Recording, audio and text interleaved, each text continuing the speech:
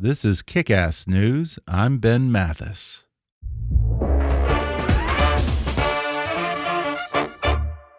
Hi, I'm Ben Mathis. Welcome to Kick-Ass News. All great leaders, thinkers, artists, athletes, and visionaries share one indelible quality. It enables them to conquer their tempers, to avoid distraction and discover great insights, to achieve happiness and do the right thing. Author Ryan Holiday calls it stillness, to be steady while the world spins around you. And in his new book, Stillness Is the Key, Holiday draws on timeless Stoic and Buddhist philosophy to show why slowing down is the secret weapon for those charging ahead. Today, I'm happy to welcome Ryan on the podcast to discuss his latest book, what it's like to be the leading modern proponent of Stoicism, and why many people today misunderstand what it means to be a Stoic. He says ancient Greeks and Romans were every bit as distracted as we are today, and he reveals some of their secrets to ignoring the chaos and finding focus. He also shares how he finds silence and serenity in his own life, and how his daily routine keeps him calm and prepared even on the most hectic of days. He discusses the broader definition of what it means to be still, how TV's Mr. Rogers personified it, how Tiger Woods eventually attained it, and why President Donald Trump is precisely the antithesis of it. We also talk about our mutual love of Winston Churchill, how learning to see the world as an artist sees it helped Churchill keep it together while freeing the world from tyranny, and why Churchill once altered a priceless painting by Peter Paul Rubens. Coming up with Ryan Holiday in just a moment.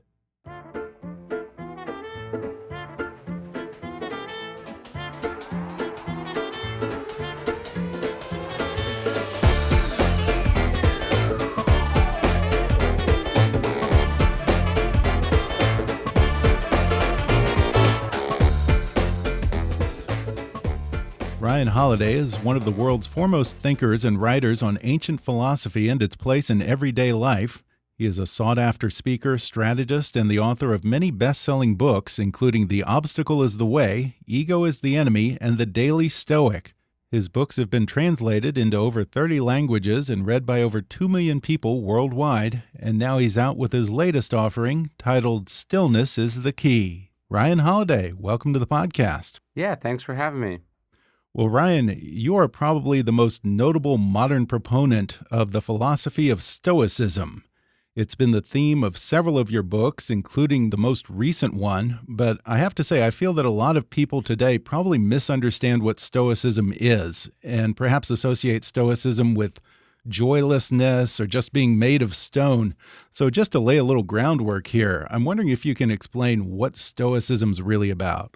Yeah, so leading proponent or not, it's certainly not a crowded field. Right. My publisher was not, as you can imagine, really excited when I said, look, for my next book, I want to write about an obscure school of ancient philosophy. And I think that kind of mirrors exactly what you said. People, the sort of lowercase Stoic, right, means in the English language means has no emotions, sort of, it means suppressing, it means denial, sort of inability to feel pain. And it happens that although that might be what it means in English, the uppercase Stoic, the philosophy itself is a far more robust and comprehensive school in the way that Epicureanism doesn't mean likes to eat a lot of food. Right. So really at the core, Stoicism is a philosophy that comes from ancient Greece and makes its way through the Roman Empire. Its most famous practitioner is Marcus Aurelius, the emperor. So it should already kind of give you a sense that, oh, this is a philosophy for like real people in the real world. Really, there's 4 virtues in Stoicism, and they're kind of hard to disagree with. It's courage, justice, doing the right thing, temperance, moderation, and then finally wisdom. And so at the core, Stoicism is a practical set of exercises or thinking that's designed to help one live those virtues, whether you were a slave, which was a common practice in Rome. One of the most famous philosophers in Stoicism is a guy named Epictetus, who's a slave. Or on the other extreme side of the spectrum, you end up running the whole show as emperor. Another misconception that I think about is this idea that maybe Stoicism is synonymous with masculinity and this classical manly ideal from the Greeks and the Romans. Or maybe it's not a misconception. I don't know. How come we don't hear about more women Stoics? I mean, the truth is we don't really hear about many female philosophers, period, and Sure. it's a bias of the time, of history. One of the really interesting parts of Stoicism is actually at very early on in Stoicism, Musonius Rufus, one of the well-known Stoics, he goes, actually, why shouldn't women be taught in philosophy? If philosophy is about human flourishing, this really should have nothing to do with sex or gender. This should be something that anyone is able to pursue. Hmm. So when you really read the Stoic text, there's absolutely nothing that says this is only for men, this is only for soldiers, this is only for the sort of so-called masculine virtues. But the reality is, like all of history, it was deliberately male-centric. Hmm. What I tend to think about though is like when I really think of the people who have embodied the Stoic virtues over history, it's hard not to find the women who put up with so much for so long. Yeah. Certainly there's nothing more Stoic than tens of thousands or hundreds of thousands of years of women doing something, let's call it childbirth, going into it willingly, knowing you were quite likely to die in the experience. I don't see men Yeah. doing anything like that. Yeah, I guess there are a lot more women Stoics than just Lilith from Cheers or something. Yes. Well, I want to talk about this new book. It's titled Stillness Is the Key, and I feel like I should clarify that you're not just suggesting that everyone go paint themselves silver and stand out on a crate in Central Park. What is your idea of No. stillness? What are you talking about? Yeah, and I'm not talking about necessarily just that Eastern version of stillness either. We think, oh, stillness is an ashram in India, or Hmm. stillness is a 30-day meditation retreat. These are wonderful things, but I'm talking what I think is so interesting about this idea of stillness is that it is an Eastern and a Western idea. Marcus Aurelius talks about stillness multiple times. So does Seneca. So does Epictetus. This idea of equanimity to the Stoics and the Epicureans, there was this idea of apatheia, and then the other word was ataraxia. And basically, it describes what we would use today, what we would describe now as stillness. It means not being jerked around by your emotions. It means not being jerked around by external forces. It means having that sort of quiet confidence and equanimity that allows you to sort of endure and survive and get through chaotic, dysfunctional times, stress, difficulty, pain. So to me, stillness is like, it isn't a detachment from the world. It's actually a very urgent and desirable trait to bring into Hmm. the world, whether you're the president or, a single parent. But it also strikes me that stillness is really lacking in our lives today. I mean, every aspect of modern life, from our lack of work-life balance to technology and social media, seem to be just designed to sidetrack us in our pursuit of stillness. Do you think that it was a lot easier to achieve stillness in ancient Greek and Roman times than it is today? Well, one of the stories I open the book with is this story of Seneca right around the turn of the millennium, and he's sitting in an apartment in Rome trying to write. And the noises that he's describing in this scene and the language he is using is almost indistinguishable from the scene I could have described to you from my New York City hotel room this morning. Really? There's police are arresting someone downstairs, and there's a gym, across the way that's making noise, and vendors are shouting their wares, and there's traffic, and he's talking about how you have to get to a place where it doesn't matter what's going on outside. You can focus and be clear-headed. And one of as I was researching and writing about stillness, I came across this quote from Blaise Pascal. He says, "All of humanity's problems stem from our inability to sit quietly in a room alone." Yeah, I And I mean, love that he one. said that 500 years ago. So it's certainly a timeless problem, but I would argue that technology has exacerbated it to a degree that, if you transported an ancient Stoic into our lives today, they'd be like, "How can you live like this?" Yeah, what was his secret to shutting out the cacophony and focusing? That's what we're trying. We're trying to build, I think, habits that allow Hmm. us to kind of get into that flow state. We're trying to realize that you don't have. I feel like so much of my frustration, for instance, when I hear noise. Let's say my neighbor's making noise. Hmm. If I just go, I can't change this. This is the noise. I got to find a way to work with it.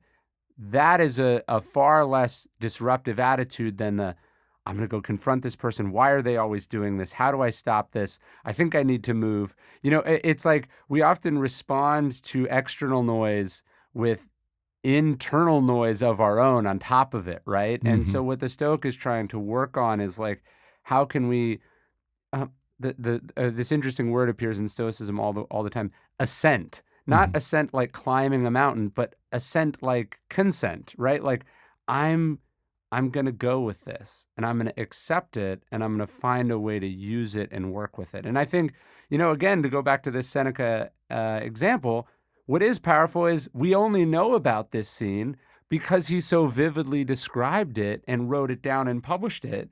And thousands of years later, it's still true. And so he used that experience to touch something in some timeless element of the human experience. Still, all things being equal, though, a little bit of quiet makes it a lot easier to focus and get things done. Of I wonder, course. with so much noise pollution from the moment we wake up to the moment we go to bed at night, how, or maybe I should say, where do you personally find silence? Look, one of the reasons I live in rural Texas is precisely to limit not just the noise of neighbors and cars and Hmm. traffic, but I think I get invited to do less stuff because people know it's far away. And one of the things that was, for instance, really hard for me when I lived in New York City was I felt guilty not going to that dinner because it was happening 7 blocks away. Hmm. And so, Seneca and the ancients didn't have to deal with the fact that, you could get a $79 plane ticket to go anywhere in the United States, or that you could teleconference in, or that it Yeah. only took 5 minutes. And so much of our access to these things is why we feel like we should participate. So I think part of that quietude that we're talking about requires the strength to say no. Yeah, just removing yourself from that situation. There's an interesting story in here that kind of relates to this. I was interested to read that Bill Gates apparently has this habit where he shuts out the outside world and goes to a cabin way out in the woods and takes something called a think week once every year. Yes. What does he do during his think week?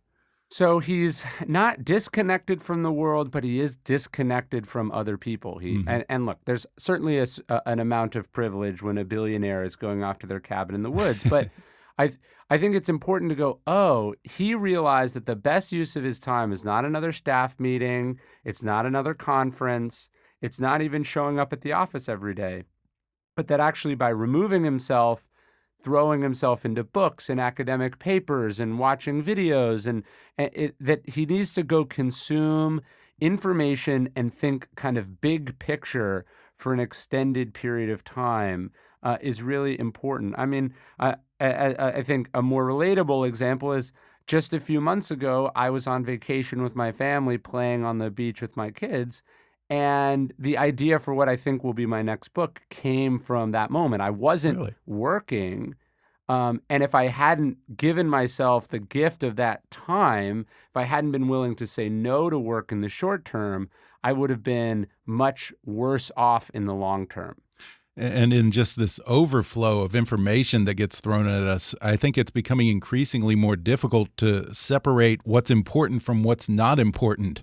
And you Yes. talk about this, about the way that military geniuses from Napoleon to Eisenhower actually tried to limit the flow of information to them. That would seem almost counterintuitive that a military general wouldn't want as much data as possible. What are the benefits of limiting information? There's a famous scene, I have it in my book, Ego is the Enemy. Eisenhower walks into the office the first day, like the day of his inauguration, and a man hands him an unopened envelope with a memo or something in it, and he goes, "Never hand me an unopened envelope again. This is why I have staff." And that Right. might seem really pretend that when we hear that now, we say, that sounds like a really old-fashioned, elitist CEO. But his point was, no information, unless it's of the utmost importance, should reach him unless it's been vetted by other people lower in the command who ideally could take care of it Hmm. without him having to be involved. Yeah.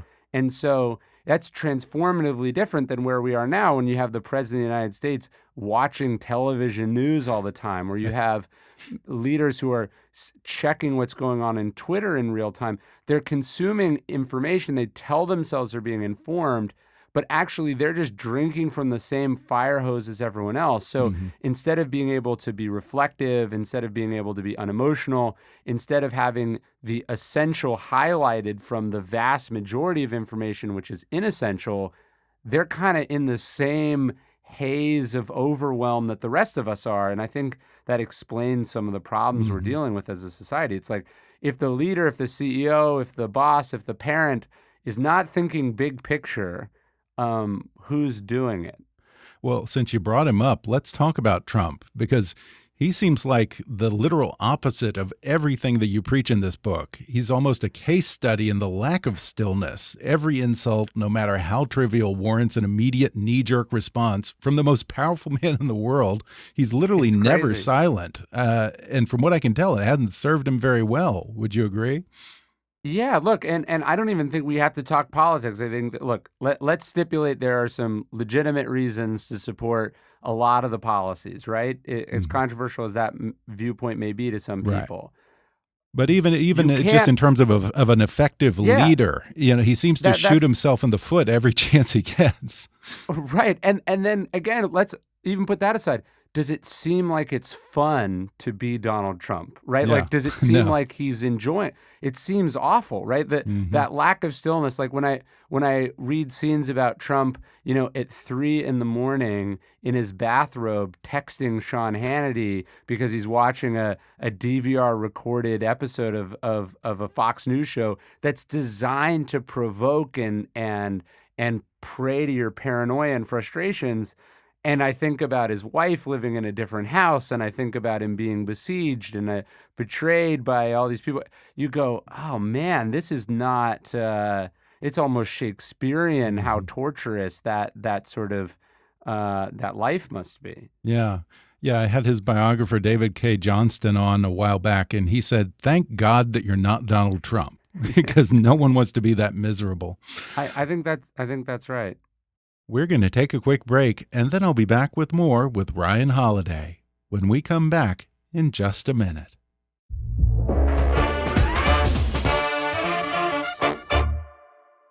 If there's something interfering with your happiness or preventing you from achieving your goals, BetterHelp Online Counseling can help. BetterHelp offers licensed professional counselors who are specialized in issues such as depression, anxiety, relationships, trauma, anger, family conflicts, LGBT matters, grief, self-esteem, and more. Connect with your professional counselor in a safe and private online environment and get help at your own time and at your own pace. Anything you share is confidential, and it's so convenient you can schedule secure video or phone sessions, as well as chat and text with your therapist. If for some reason you're not happy with your counselor, though, you can request a new one at any time for no additional charge. Best of all, it's a truly affordable option. Our listeners even get 10% off your first month with the discount code KICK. So why not get started today? Go to betterhelp.com/kick. Then simply fill out a questionnaire to help them assess your needs and get matched with a counselor you'll love. That's betterhelp.com/kick. Nobody goes into business because they want to collect sales tax for the government, but it's something that all businesses need to do. Thankfully, Avalara takes the mystery and pain out of the complex process of managing sales tax.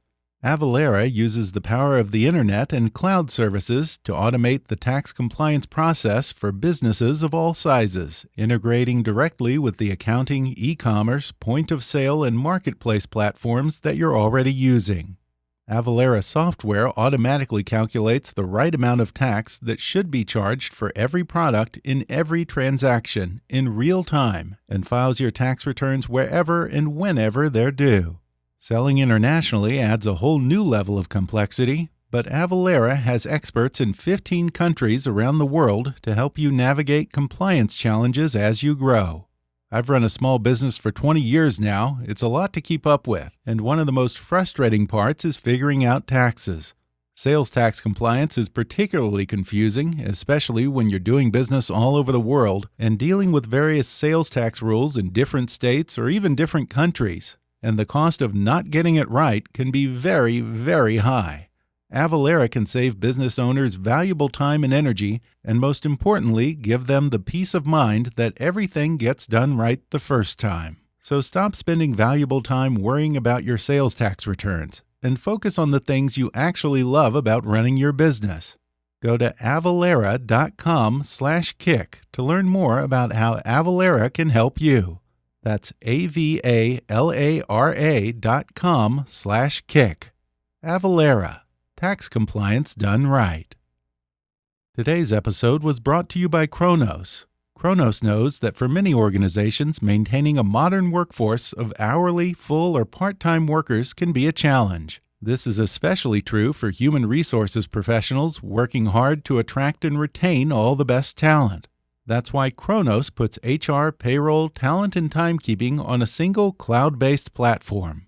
It's one specially designed to give HR professionals supporting a blended workforce a whole new level of confidence. With Kronos, they have everything they need to tackle nearly any human resources challenge, and are empowered not just to find and hire the right people, but to engage, motivate, and reward them every step of the way. Learn more about Kronos HR solutions for the modern workforce and the people who support them at kronos.com/hrswagger. That's kronos.com/hrswagger. Kronos, workforce innovation that works. Folks, it's no secret that I'm a cigar aficionado. It's one of the simple pleasures in life. Smoking a good cigar is an experience, and when you light up a stogie, you want to know that it's going to be a great experience. How do I know a Cohiba from an Arturo Fuente?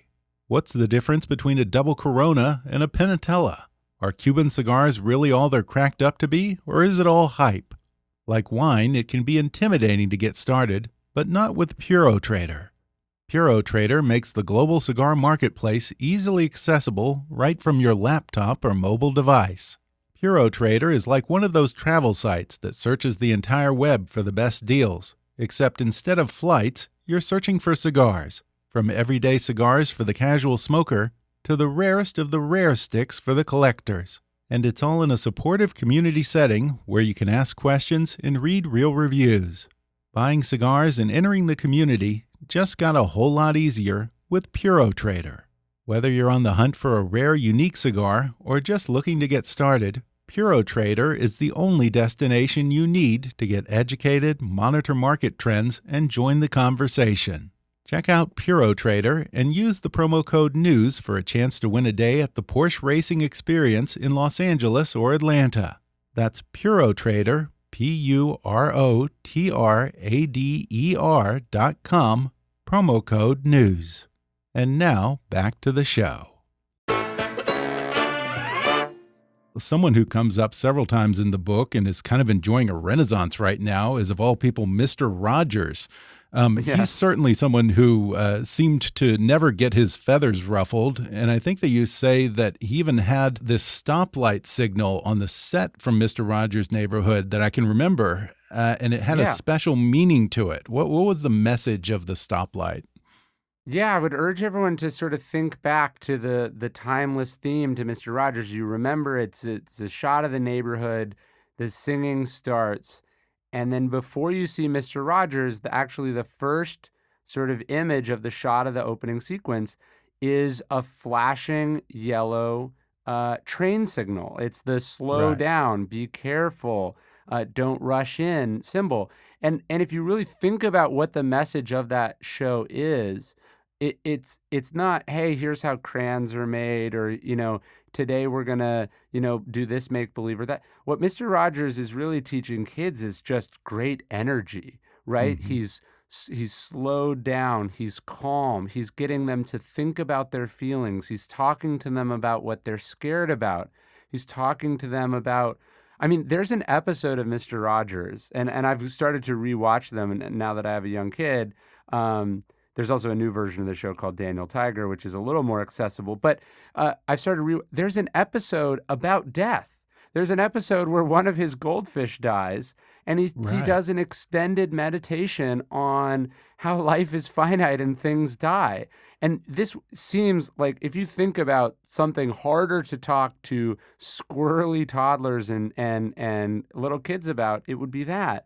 But his energy is so good, and he comes at it from such a stillness that he just glues you in. And I think where we don't give Mr. Rogers enough credit is when we compare him to what other people have had to do to keep adult and children entertained on television, right? Like when Right. you watch Blue's Clues or Barney, just the intensity of stimuli that they have to rely on to suck you in is just the opposite of the real strength of Mr. Rogers, which is his stillness and calmness. Yeah. And didn't he have a quote from The Little Prince on the wall of his office? What was the significance of that? Yeah, he did. I believe the quote is, "The things that matter are invisible to the eye," or Hmm. it's not with the eyes that one sees, but with the heart. And it comes from The Little Prince, and the point was like, you don't. Appearances can be deceiving. Don't be jerked around by your initial reaction, but slow down and think and really look. And the really famous thing from Mr. Rogers, which goes viral, unfortunately, all too often these days, every time there's some sort of tragedy. But he talks about something that he learned from his own grandmother, which is like, when something bad happens, you can focus on the bad, you can focus on the tragedy, you can focus on what you're scared on. Or you can decide, he says, look for the helpers, look for the Hmm. firemen and the Right. policemen and the good Samaritans.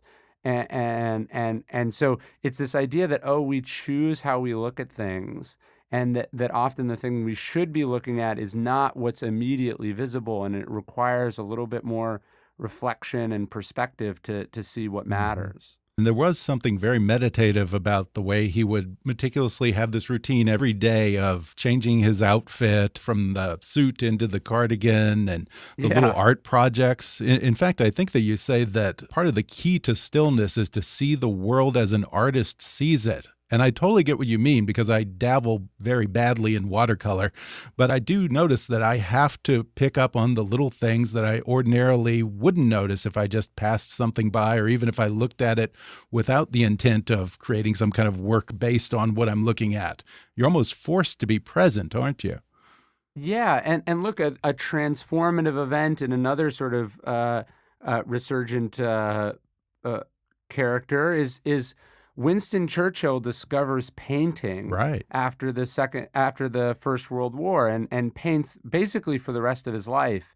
And he found the exact same thing you were talking about, and that I try to talk about in the book, which is that often for very busy, ambitious, type A personalities, you're so focused on what's in front of you, you're focused on the work, you're focused on relationships, that you lose. It's almost like your ability to see anything beyond what you're focused on atrophies. And so Churchill found that painting, and he even wrote a book about it called Painting as a Pastime, it forced him to slow down, to look at nature.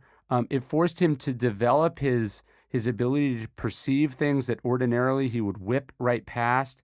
It forced him to develop a love of nature and beauty.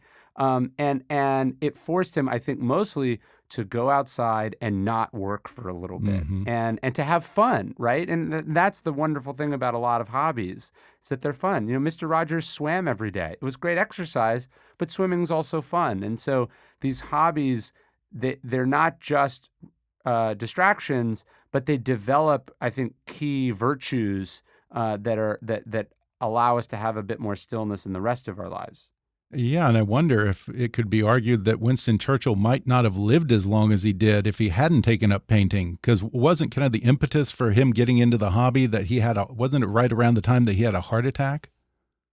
It Or is that was, true? I don't know if he had a heart Maybe attack not. exactly, but after the failure of the Gallipoli campaign, he basically has Oh, kind of a okay. nervous breakdown. And his sister-in-law says, "Hey, look, my kids like using this small paint set. Maybe you would have fun with it." And from that point forward, it Hmm. becomes one of the key sort of hobbies of his life. He paints something like 500 paintings in his lifetime. Wow. He's not a good painter, right? Like when you look at him, you don't go, "This deserves to be in a museum." Yeah. But it does deserve to be in a museum because of what it allowed him to do, which is Hmm. lead, Britain in its finest hour. And actually, after the Casablanca conference, the conference of the major powers, Winston Churchill drove 5 hours to paint a picture of an African sunset. Wow. And Huh. I just love that he took the stakes could not have been higher, and that's precisely why he was painting. Yeah. Have you ever been to his home Chartwell outside of London? I have not, but that was It's his other hobby was building right. was building buildings out of bricks. Right, right. Yeah, I went there not long ago. I'd always wanted to go and just never made the trip outside of London to there. And it's just so wonderful. You can really see because everything is frozen in time. I mean, even cigars sitting in the ashtrays, and you can visit his Wow. studio where he was painting. And it's just wonderful because you really get a chance to inhabit his life and see what it was Sure. like. It's such a I really recommend it. And unfortunately, apparently not a lot of Americans actually visit it. It's mostly Brits who go there. Sure. Now, I consider myself a little bit of an armchair Churchillian, but I confess Mhm. that you mentioned one anecdote in here that I had never heard before. Is it true that Churchill owned a painting by Peter Paul Rubens and he painted a little mouse into the painting? Yeah, so he didn't own the painting. It's Oh, okay. in one of the British residences that it'd be like in the equivalent of like a Camp David or something. Um, Okay. and he's standing there and he believes the painting is incomplete. And yes, he paints a small mouse onto the painting, which I think captures just the sort of joy and silliness of Churchill. Yeah. That's really, we don't that's not a trait you tended to see in world leaders then Mhm. or now. And I think that also contributed to why he lived so long. Yeah, and arguably he's probably the only person who could have done that and actually increased the value of a Rubens. I think so. Yeah. Well, he is someone who was supremely confident, and you say that confidence is essential to stillness, but not ego. In fact, you get Yes. into this toxic mix of ego and something called imposter syndrome. How do those two work together to undermine stillness? Well, I don't think if you've ever spent time, anyone who's ever spent time with an egotistical person, you see how quickly it is the source of much of their misery. It's getting them into trouble constantly. It's causing them to overreach all the time. It makes them sensitive to slights. It makes everything about them, right? Hmm. And then you contrast that with the person who's riddled with self-doubt, right? And what's so ironic about it is that oftentimes deeply insecure people and deeply egotistical people are very similar because they are Sure. obsessed with the idea that everyone is thinking about them. And of course, nobody is thinking about them. They're thinking about themselves. And so what I want to provide people is the idea that confidence is the middle ground between those two vices. Hmm. Confidence is a sense of where you're strong as well as a sense of where you're weak. It doesn't regard any of those things as permanent, but it's just a kind of an accurate, let's call it reality-based self-perception versus what so many people have, which is they are their own worst enemy, or they are their own, voice whispering in their ear that they're invincible or infallible or amazing. And this just causes so many kinds of Hmm. problems. I think when you really meet, it's like if you were to go into a martial arts studio right now, the highest ranked person would be the stillest, the kindest, right? The lowest energy, because they don't have anything to prove. The people you Right. want to be worried about are it's the white belt who thinks, they're better than a white belt. That's who you have to be scared of. Yeah, and by way of example, you actually contrast Tiger Woods during the period when he was reckless and cheating on his wife and his life completely imploded with his comeback at the PGA tournament a few years later. What changed inside of him during those wilderness years? Yeah, and he really did have some wilderness years. They were self-inflicted, certainly, but when you really look at Tiger Woods's childhood, it's hard not to be very sympathetic. I mean, Hmm. his father was, maybe a psychopath. Like his father was deeply abusive, put him through a psychological and physical ringer from about the time he was 2 years old until he was an adult. And, his father, for instance, would often refer to the idea of enough as the E word. And so it shouldn't surprise us that this would lead to some insatiability in both his professional and personal life. What I think Tiger's comeback encourages or hopefully inspires people to think about is it's actually possible to win from a better place, right? Hmm. Tiger Woods was, for the majority of his career, exactly what his father wanted to be, which was basically like an assassin. He was like, I want you to have no emotions. I want you to show no mercy. I want you to go in for the kill. It's all about domination. And you contrast that with him winning the Masters this year, and the first, his son is there with him. They embrace. It's just a totally different place. He could not have played through those wilderness years if what was driving him was a relentless will to win and dominate, because he didn't win or dominate for so long. I think what Tiger has managed to do is to reorient himself around some perhaps better principles, and the Right. idea that you can be an amoral success is perhaps true in the short term, but eventually, as we saw with someone like Tiger, it comes back and Hmm. destroys what you've built. And along those lines, there's a chapter in here on virtue. What was the Stoics' definition of virtue? Virtue is a word that's got a lot of moral connotations for Right. people. It seems stuffy. It seems very Christian, right? And Right. so people Well, have this kind it's of associated natural, with chastity in Victorian times, yes, so I think there's some yeah. carryover from that. But arete actually means like human excellence. So I think to the Stoics, there is a moral component, but it's about doing right. It's not about avoiding sin, right? So Hmm. and Tiger Woods talked about this. He said, "Look, when you're lying and cheating all the time, your life is not actually fun." And I think deep down, when you look at some of his behaviors, you kind of get the sense that he wanted to get caught. The I think the problem with doing wrong, with being an unethical person, with not living a life that is virtuous, is that deep down you almost kind of crave self-destruction because it turns out that it's not as fun as you think. So for the Stoics, I think Marcus Aurelius has a quote, and I think it captures the Stoic definition of virtue quite well. He says, "Just that you do the right thing, the rest doesn't matter." Hmm. Meaning the consequences don't matter, whether it's rewarded doesn't matter, and also there's no excuses or rationalizations for why you can't do the right thing.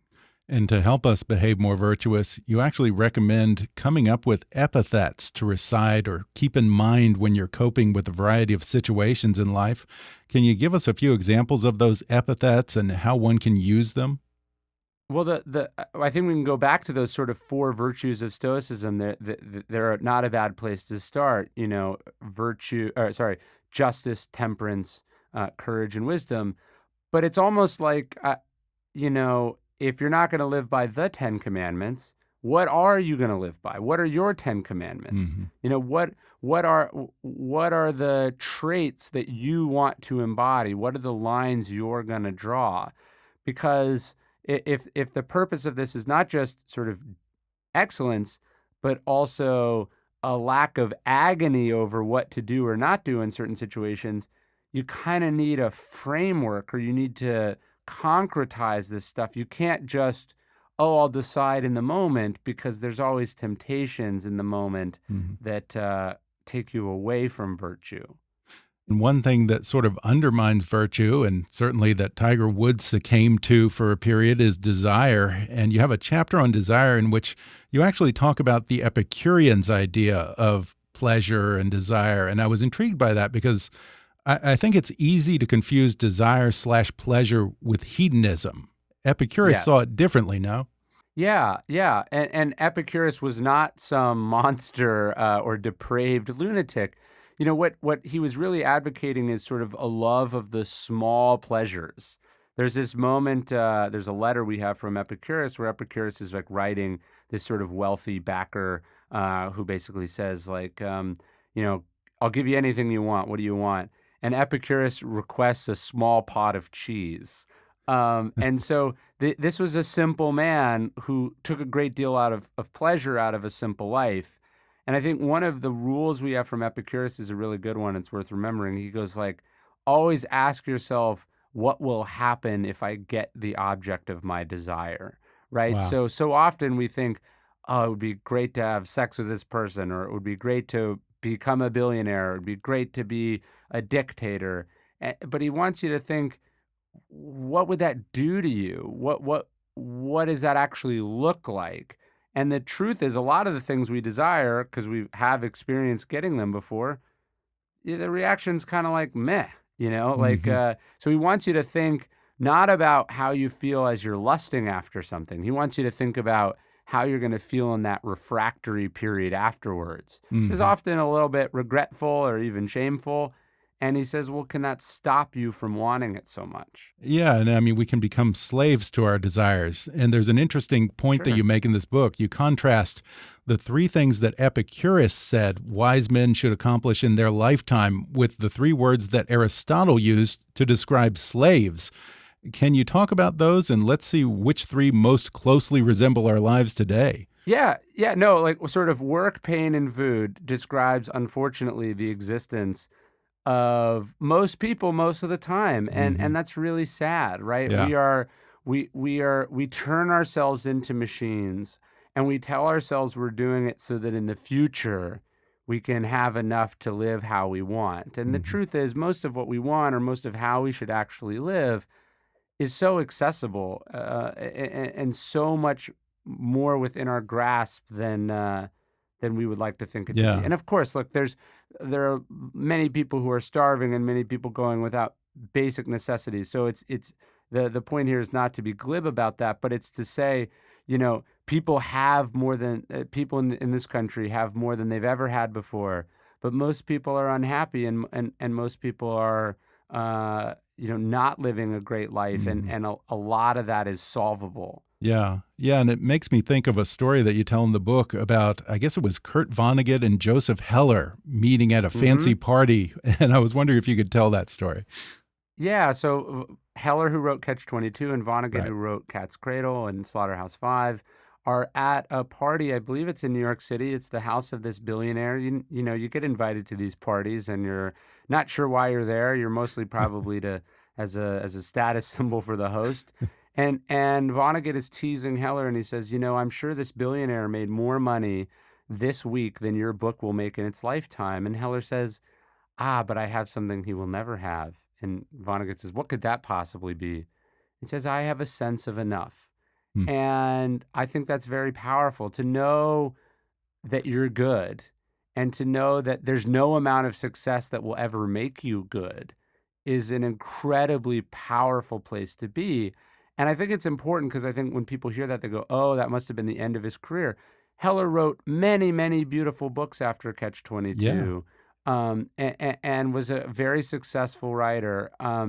And I think what it is that he came to it from a better place. And I hope that's where Tiger Woods is today. I hope Hmm. he's competing and winning, not from a place of deep rooted insecurity, but hopefully from a place of Hmm. purity and presence. Yeah. I wonder, how do you deal with that? I mean, you must have some nagging sense that your next book has to be as good or better than the last. How do you cope Yeah. with that kind of thing? Yeah, no, look, I'm always doing, doing, doing, and part of that is a compulsion, part of that is ambition, and I have to, I'm trying to remind myself constantly, like that this is it, this is wonderful, you should be grateful for it. It Hmm. doesn't have to be nothing should be a means to an end. It should all be enjoyable and enjoyed in the moment for its own sake. And so even in this sort of crazy, period where I'm running around from interview to interview and, I'm trying to go, this is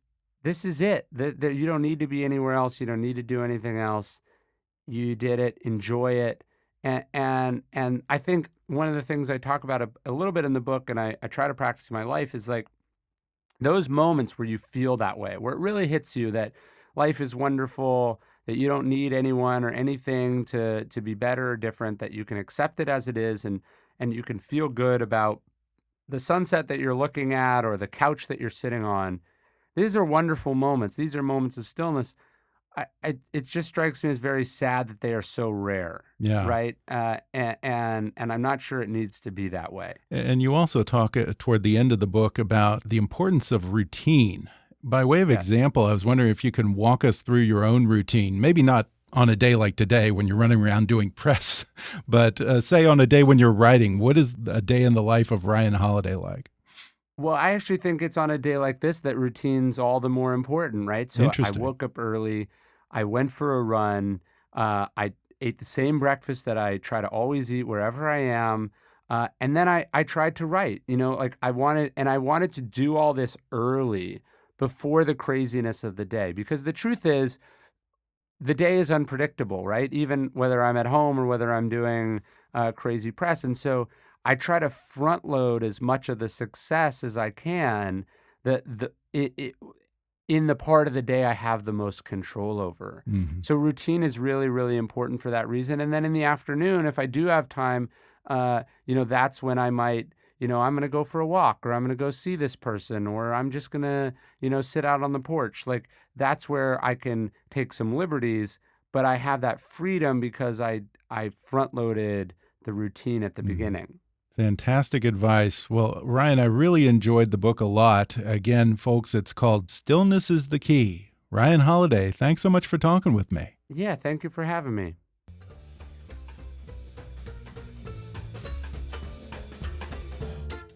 Thanks again to Ryan Holiday for coming on the podcast. You can order his new book, Stillness is the Key, on Amazon, Audible, or wherever books are sold. And keep up with Ryan at ryanholiday.net or on Twitter at @RyanHoliday. Whatever struggles you're facing, from depression and anxiety to trauma and grief, BetterHelp can connect you with a professional counselor in a safe and private online environment. It's so convenient you can schedule secure video or phone sessions as well as chat and text with your therapist. And anything you share is completely confidential. Best of all, it's a truly affordable option. Our listeners even get 10% off your first month with the discount code KICK. So why not get started? Simply go to betterhelp.com/kick and fill out a questionnaire to get matched with a counselor you'll love today. Today's episode is brought to you by Kronos. Kronos provides HR solutions for the modern workforce and the people who support, motivate, and engage them. They put HR, payroll, talent, and timekeeping on a single cloud-based platform. Learn more about Kronos HR, payroll, talent, and time at kronos.com/HRswagger. That's kronos.com/HRswagger. If you enjoyed today's podcast, be sure to subscribe to us on Apple Podcasts and rate and review us while you're there. 5-star ratings and detailed reviews are one of the best ways for new listeners to discover the show. You can also follow us on Facebook or on Twitter at @KickassNewsPod and recommend us to your friends on your social media. For more fun stuff, visit kickassnews.com, and I welcome your comments, questions, and suggestions at comments@kickassnews.com. For now, I'm Ben Mathis, and thanks for listening to Kick-Ass News.